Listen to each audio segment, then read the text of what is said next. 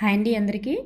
ఈరోజు మనం ట్రైమెథడ్స్కి సంబంధించి చాలా ఇంపార్టెంట్ అయినటువంటి బిట్స్ ఈరోజు మనం నేర్చుకోబోతున్నాం. చాలా యూజ్ఫుల్ అయ్యేటటువంటి వీడియో, చివరి వరకు చూడండి. చాలా ఇంపార్టెంట్ అయ్యేటటువంటివి క్విక్ రివిజన్గా ఇవ్వడం జరుగుతుంది. ఇక్కడ ఫస్ట్ బిట్ కనుక మనం చూసుకున్నట్లయితే, ప్రాజెక్ట్ పద్ధతికి ప్రాముఖ్యత ఇచ్చేటటువంటి యూనిట్ ఏది? ప్రాజెక్ట్ పద్ధతికి ప్రాముఖ్యత ఇచ్చేటటువంటి యూనిట్ ఏది? The right answer is అనుభవ ప్రాముఖ్య యూనిట్. అనుభవ ప్రాముఖ్య యూనిట్. క్రింది వాటిలో సరియైన సమాధానాన్ని సూచించండి.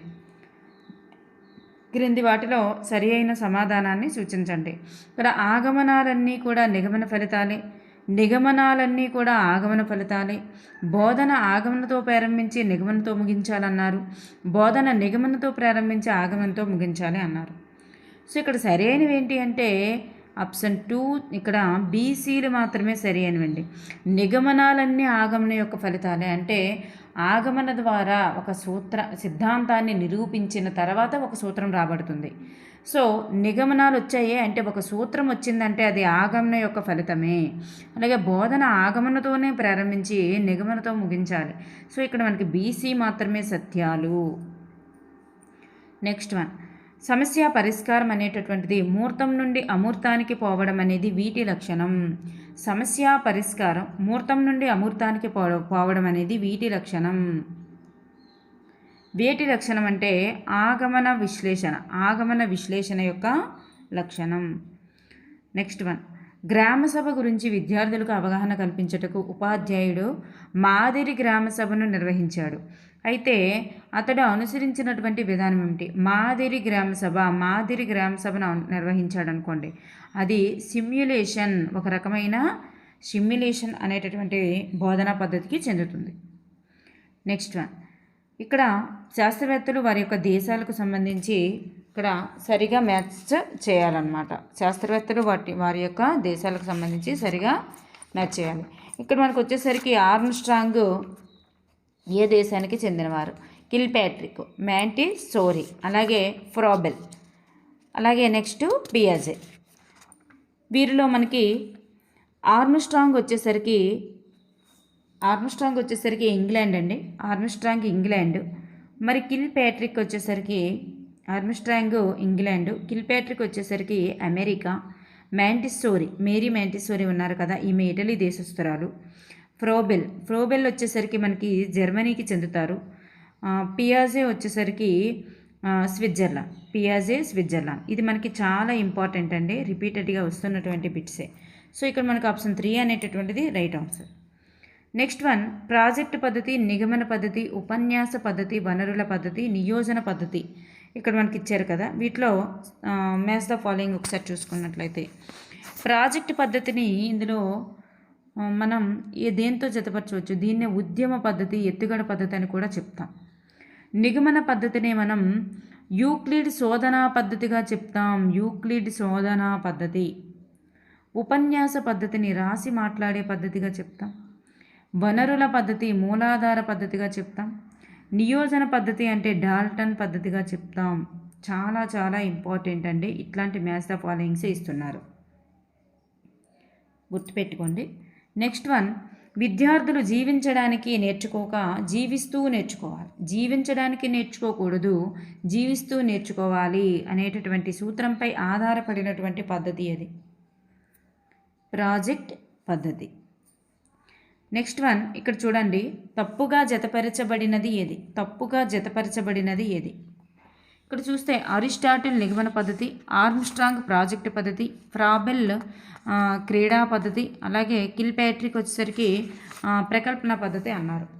మనకి అరిస్టాటిల్ నిగమన పద్ధతి ఓకే, మరి ఆర్మ్స్ట్రాంగ్ అన్వేషణ పద్ధతి కదా, సో ప్రాజెక్ట్ పద్ధతి అయితే కాదు. ఫ్రాబెల్ వచ్చేసరికి క్రీడా పద్ధతి రైట్ ఆన్సర్. మరి కిల్పాట్రిక్ వచ్చేసరికి ప్రకల్పన పద్ధతి రైట్ ఆన్సర్. నెక్స్ట్ వన్, ప్రకల్పన పద్ధతికి సంబంధించి మనోవైజ్ఞానిక ఆధార అభ్యసన సూత్రం కానిది ఏమిటి? ప్రకల్పన పద్ధతి అంటే ప్రాజెక్ట్ పద్ధతి, దీనికి సంబంధించి మనోవైజ్ఞానిక ఆధార అభ్యసన సూత్రం కానిది ఏమిటి? మరి కృత్యాల ద్వారా నేర్చుకోవడం రైట్ ఆన్సర్.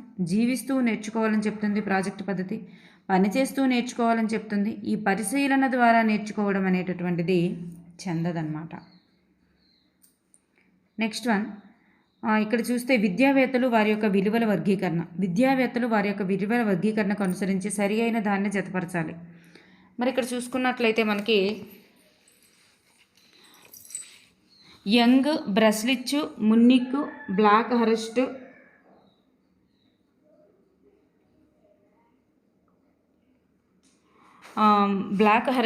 స్టార్లింగ్ ఇవన్నీ మనకి ఇక్కడ ఇవ్వడం జరిగింది. మరి దీన్ని చూసుకున్నట్లయితే ఎవరు ఏ విధంగా వర్గీకరణ చేశారు? ఇక్కడ యంగ్ వచ్చేసరికి చింతన సరళిగా గణితం అనేటటువంటిది యంగ్కి చెందుతుంది, చింతన సరళిగా గణితం. అలాగే బ్రెస్లిచ్ వచ్చేసరికి అలవాట్లు అనేటటువంటిది చెందుతుంది. మున్నిక్ వచ్చేసరికి క్రమశిక్షణ విలువ. బ్లాక్ హరెస్ట్ దృక్పథాలు సమాచారం. స్టార్లింగ్ వచ్చేసరికి మనకి సామర్థ్యాలు సమాచారం. ఇవి మనకి బిట్స్ అడుగుతున్నారండి వారి యొక్క విలువల వర్గీకరణకు సంబంధించి. సో ఆప్షన్ 3 అనేది మనకి ఇక్కడ రైట్ ఆన్సర్. వీటి నుంచి కూడా ఒకసారి కవర్ చేస్తూ వెళ్ళండి. నెక్స్ట్ వన్, వాక్యంలో దోషాలు సవరించడం, చిత్రపటంలో దోషాలు సవరించడం, ఇతరులను గౌరవించడం, అలాగే సరైన సూత్రాన్ని ప్రయోగించడం, ఇతరుల గురించి తెలుసుకోవడం మనకి ఇక్కడ ఇచ్చారు. సో ఇక్కడ మనం చూస్తే వాక్యంలో దోషాలు సవరించడం అనేది దేని చెందుతుంది? ఇది ఒక వాక్యంలో అన్నారు కదా, పటంలో కాదు కదా. సో ఇది మనకి అవగాహన అవుతుంది. మరి చిత్రపటంలో దోషాలు సవరించారనుకోండి, అది నైపుణ్యం అవుతుంది.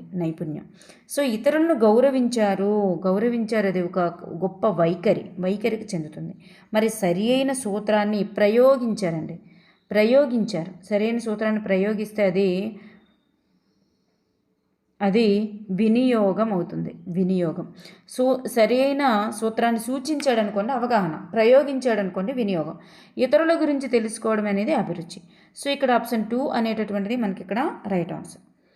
నెక్స్ట్ వన్, ఎందుకు వెళ్తున్నామో, ఎక్కడికి వెళ్తున్నామో, ఎలా వెళ్తున్నామో తెలియకుండా చేసేటటువంటి ప్రయాణం ఎన్ని రోడ్లు తిప్పినా గమ్యాన్ని చేర్చలేదు. అదేవిధంగా ఉద్దేశాలు లేని బోధన లక్ష్యాన్ని నెరవేర్చలేదు అని అభిప్రాయపడిన వారు ఎవరు? Chester M alter.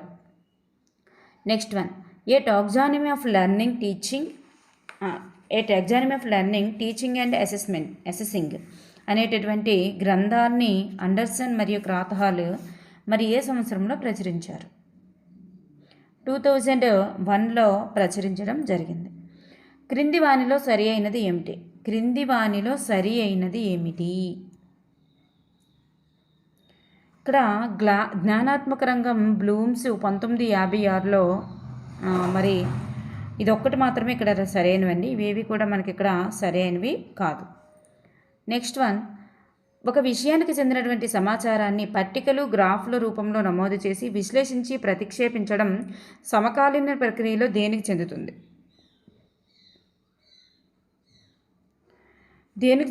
అంటే దత్తాంశ వ్యాఖ్యానానికి చెందుతుంది.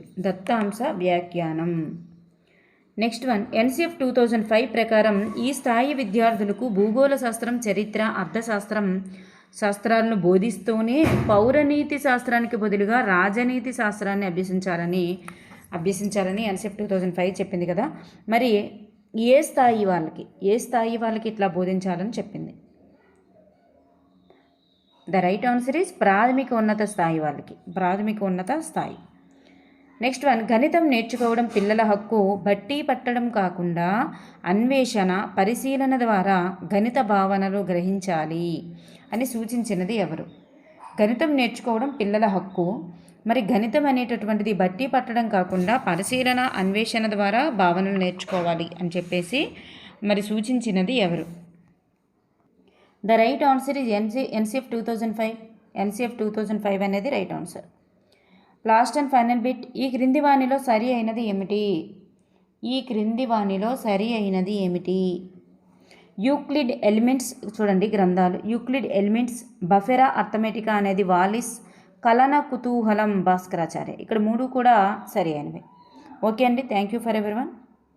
నెక్స్ట్ వన్, విద్యా ప్రణాళిక అంటే విద్యా ప్రణాళిక అంటే విద్యార్థులకు పాఠశాల ఏర్పాటు చేసే అనుభవాల సమాహారం, ఒక సబ్జెక్టుతో తయారు చేసేటటువంటి ప్రణాళిక, ఉపాధ్యాయుడు తరగతి గదిలో బోధించడానికి ఏర్పాటు చేసుకునే ప్రణాళిక, పాఠశాల తన అవసరాలను దృష్టిలో ఉంచుకొని చేసేటటువంటి సాంవత్సరిక ప్రణాళిక. So the right answer is విద్యార్థులకు పాఠశాల ఏర్పాటు చేసేటటువంటి అనుభవాల సమాహారాన్నే మనం విద్యా ప్రణాళిక అని చెప్తాం. నెక్స్ట్ వన్, ఎన్సిఎఫ్ 2005 యొక్క సూత్రం కానిది ఏది? ఎన్సిఎఫ్ 2005 యొక్క సూత్రం కానిది ఏది? మరి ఎన్సిఎఫ్ 2005 యొక్క సూత్రాల్లో లింగ వివక్ష తొలగింపు అనేది ఉంటుంది, ప్రాంతీయ అసమానతల తొలగింపు అనేది ఉంటుంది, జాతీయ అంతర్జాతీయ అవగాహన అనేది కూడా ఉంటుంది. ఈ పరిసరాల పరిరక్షణ అనేటటువంటిది ఎన్పిఏ 1986 సూచించినటువంటి 10 మౌలిక సూత్రాల్లో ఉంటుంది. ఈ ఎన్సిఎఫ్కి చెందదు. నెక్స్ట్ వన్, ఇక్కడ మ్యాచ్ ద ఫాలోయింగ్ ఒకసారి చూసుకున్నట్లయితే సెకండరీ విద్యా commission, Kothari commission, Ishwarbhai Patel commission, NCF 2005 అనేటటువంటిది ఇక్కడ మనకి ఇవ్వడం జరిగింది. మరి దీని నుంచి చూసుకున్నట్లయితే మనకి సెకండరీ విద్యా కమిషన్ అనేటటువంటిది మనకి విరామ సమయ వినియోగం, ద రైట్ ఆన్సర్ విరామ సమయ వినియోగం.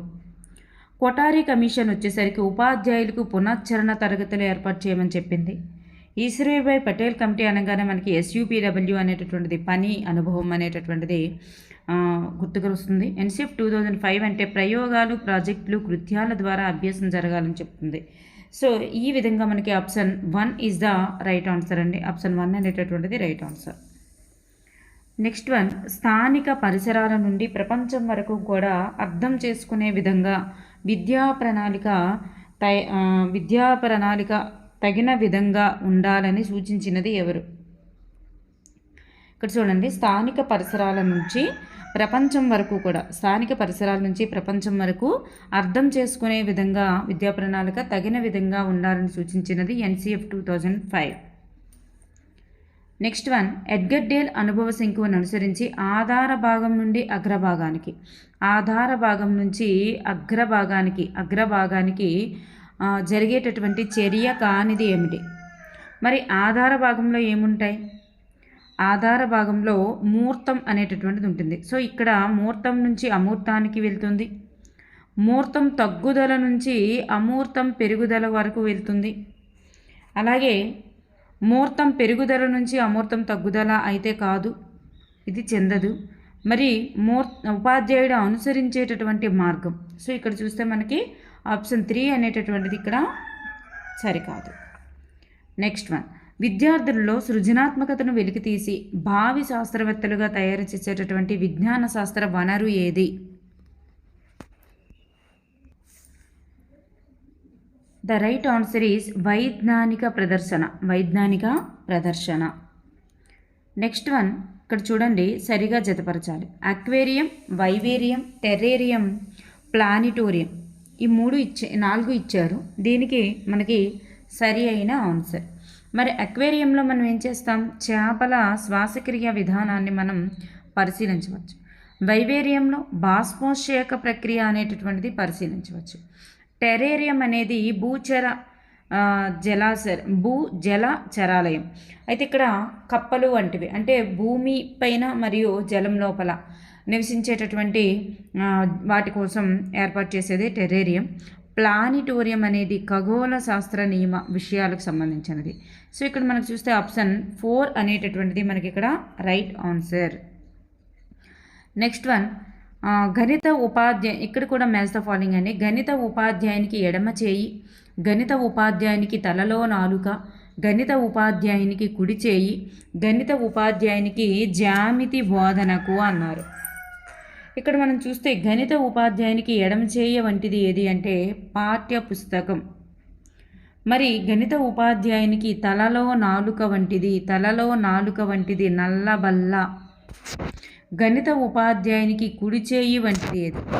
గణిత ఉపాధ్యాయునికి కుడి చేయి వంటిది ప్రయోగశాల. గణిత ఉపాధ్యాయుని జ్యామితి బోధనకు ఉపయోగపడేది జియోబోర్డ్. సో ఇక్కడ మనకి option 1 is the right answer. Next one, సాంప్రదాయిక ఉపకరణాల స్థానంలో వెల తక్కువ, వెల లేని. వెల తక్కువ వెలలేని ఉపకరణాలను ఉపయోగించి బోధనను వాస్తవికంగా దగ్గరగా మలచాలని సూచించినది ఎవరు? వెల తక్కువ వెలలేని, ఎన్పిఈ 1986.